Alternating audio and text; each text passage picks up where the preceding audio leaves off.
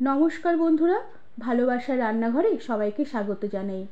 বন্ধুরা, বাঁধাকপির ওপরের মোটা পাতাগুলো কি তোমরা ফেলে দাও? এবার থেকে আর ফেলে না দিয়ে এই দারুণ সুস্বাদু আর টেস্টি রেসিপিটি তোমরা সহজেই বানিয়ে নিতে পারবে। এর জন্য প্রথমে বাঁধাকপির মোটা পাতাগুলোকে বেশ ভালো করে বেছে ধুয়ে নিয়ে একটু মিহি করে আমি শাকের মতন করে কুচিয়ে নিয়েছি।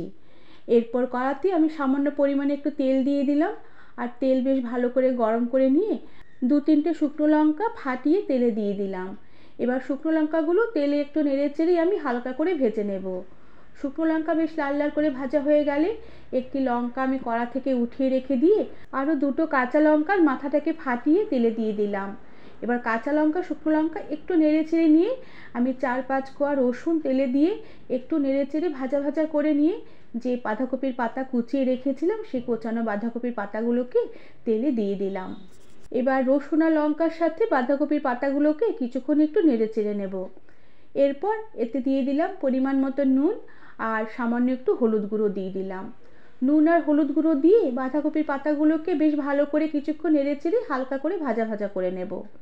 বেশ কিছুক্ষণ বাঁধাকপির পাতাগুলোকে একটু নেড়ে চেড়ে হালকা ভাজা ভাজা করে নেবার পরে পাতাগুলো যখন হালকা হালকা ভাজা হতে শুরু করবে আর বাঁধাকপি পাতা ভাজার খুব সুন্দর একটা গন্ধ বেরোতে শুরু করবে, সেই সময় আমি ছোটো বাটির 1 বাটি জল দিয়ে দিলাম। এবার এই বাটির জলটুকু দিয়ে বেশ ভালো করে নেড়ে চেড়ে নিয়ে গ্যাসের আঁচ মিডিয়ামে রেখে ঢাকা দিয়ে রেখে আমি কিছুক্ষণ রান্না হতে দেব, যতক্ষণে বাটির জলটুকু শুকিয়ে যায় আর বাঁধাকপিগুলো বেশ ভালো করে মজে আসে। এভাবে কিছুক্ষণ ঢাকা দিয়ে রান্না করে নেবার পরে জলটা বেশ অনেকটাই শুকিয়ে এসেছে। এবার এই কপির পাতাগুলোকে বেশ ভালো করে কিছুক্ষণ নেড়ে চেড়ে নেব। এরপর আমি বেশ খানিকটা ধনেপাতা কুচি এই ভাজা বাঁধাকপির মধ্যে দিয়ে দিলাম। এবার ধনেপাতা আর বাঁধাকপির পাতা আবারও বেশ ভালো করে কিছুক্ষণ একটু নেড়ে চেড়ে নেব। আর দুটো পাতাই বেশ ভালো করে একটু ভাজা ভাজা হয়ে গেলে খুব সুন্দর একটা গন্ধ বেরোতে শুরু করলে পাতাগুলোকে আমি কড়া থেকে উঠিয়ে রেখে দিলাম।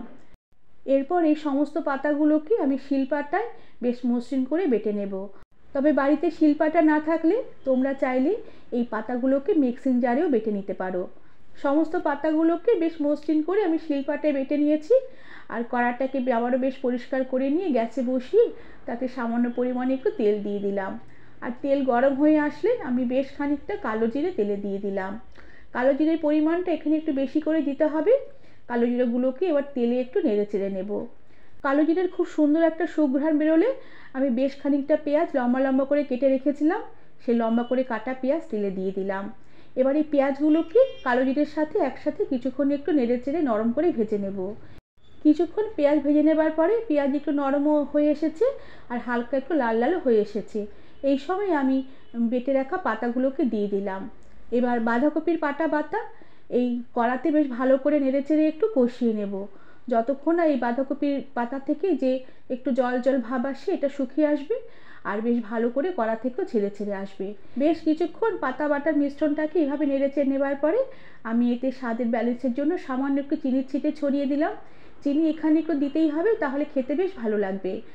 আর যে একটা শুকনো লঙ্কা ভাজা প্রথমে তুলে রেখেছিলাম সেই ভাজা লঙ্কাটাকে হাত দিয়ে গুঁড়ো করে এই পাতার মিশ্রণে দিয়ে দিলাম।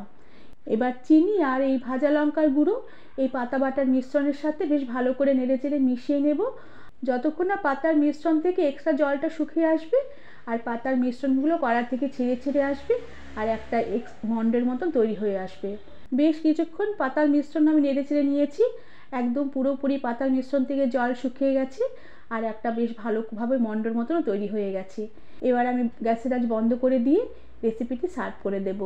বন্ধুরা, বাঁধাকপির মোটা পাতাগুলোকে ফেলে না দিয়ে তোমরা সহজেই এই রেসিপিটি বানিয়ে ফেলতে পারবে। গরম গরম ভাতের সাথে খেতে দুর্দান্ত লাগবে। রেসিপিটি তোমাদের ভালো লাগলে একটি লাইক, শেয়ার আর সাবস্ক্রাইব করে দেবার অনুরোধ রইল। আজ তাহলে আসি, পরে আবার একটি নতুন রেসিপি নিয়ে দেখা হবে। ধন্যবাদ বন্ধুরা।